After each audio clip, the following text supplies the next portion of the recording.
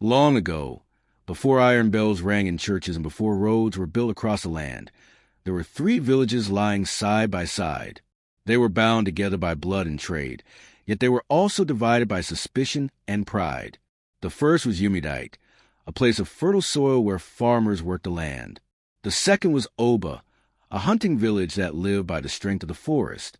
The third was Nobi, standing by a great river, known for fishing and trade. The people lived well enough, but peace does not last forever. Their downfall began with a woman, Neka, the one the people came to call the witch. The woman called Neka. Neka had once been a healer. She was skilled in roots, leaves, and the secrets of the forest. Many children in the villages lived because she laid her hands on their fevered heads. Many women carried their babies safely into the world because she whispered herbs into their mouths. But fate was cruel. One season, a sickness spread. It took her husband first, then her only child. She buried them with her own hands. For days she wailed by the river until her voice broke. The villagers avoided her. No one sat with her in her grief. Instead of comfort, they gave her whispers. She is cursed, some said. She has offended the gods, others muttered. In their fear, they left her alone in her sorrow. And in that loneliness, something in Neka hardened. Her healing hands closed. Her heart turned cold. She built her hut at the edge of the forest, and there she stayed, silent and watching. The first curse. It began slowly. A farmer from Umidike entered the forest and never returned. A hunter from Oba was found with his body torn, though no animal tracks lay nearby. The river at Nobi flooded one season and dragged children away. When the elders gathered to speak, their words were full of bitterness. "This is a woman's doing," they said. "Her pain has made her dangerous. She has turned into a witch." They sent young men with torches to drive her away. They burned the roof of her hut, though she stood outside with eyes as dark as night. She said nothing as the fire rose. Only when the smoke cleared did she speak, her voice like dry leaves. "You cast me into the wilderness. You repay sorrow with cruelty. For this, the ground will thirst, the forest will grow empty, and the river will devour. You will not know peace until you learn mercy." She disappeared into the trees, and the darkness followed her words. Years of affliction. The prophecy lived. In Umidike, the soil grew hard and the yams withered. The barns emptied, and hunger gnawed at the bellies of children. In Oba, hunters returned day after day with nothing. The forest grew silent. No deer, no antelope, no boar. In Nobi, the river no longer bathed.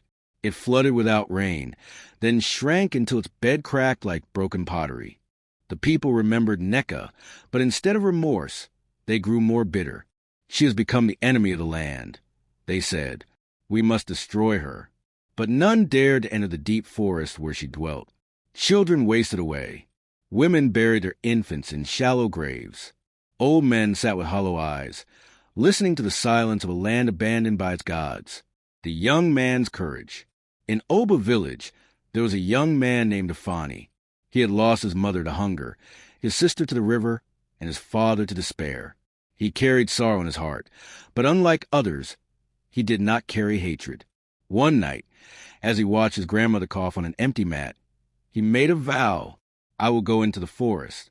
If the witch will not lift her hand, then let her take my life too." At dawn, he left with nothing but a walking stick and a calabash of water. The people whispered he was mad. No one followed him. The journey into darkness. The forest swallowed him. Days passed beneath shadows, so thick they silenced birds. He saw bones hanging from trees, skulls staring from the ground. Strange wind howled at night, and unseen feet walked beside him. But he pressed on. On the fourth night, by the glow of a pale moon, he came upon a clearing. There, in the center, stood a hut built of branches and bones. Smoke rose from its roof. A woman sat by the fire, her hair unkempt, her face pale as ash, her eyes burning like coals. It was Neka, the plea. She looked at him and spoke first. "Another fool has come to curse me. Speak quickly before the forest devours you." But Afani did not curse her. He fell to his knees and pressed his forehead to the earth. "Mother, I did not come with hate. I came with tears. My people are dying. The children are bones. The old are shadows. If you still have the heart of the woman who once healed, have mercy. Forgive what was done to you. Neca laughed bitterly, though her laugh was like a sob. They drove me into this wilderness. They burned my home. They spat on my grief. And now they send a boy to beg? Why should I forgive? Ifani raised his head. His voice shook, but his words were steady. Because to hold pain is to drink poison every day. Because mercy is not for the guilty alone. It is for the broken heart that carries too much weight. Mother, if you let us die, you too will remain in chains. But if you free us, perhaps you free yourself.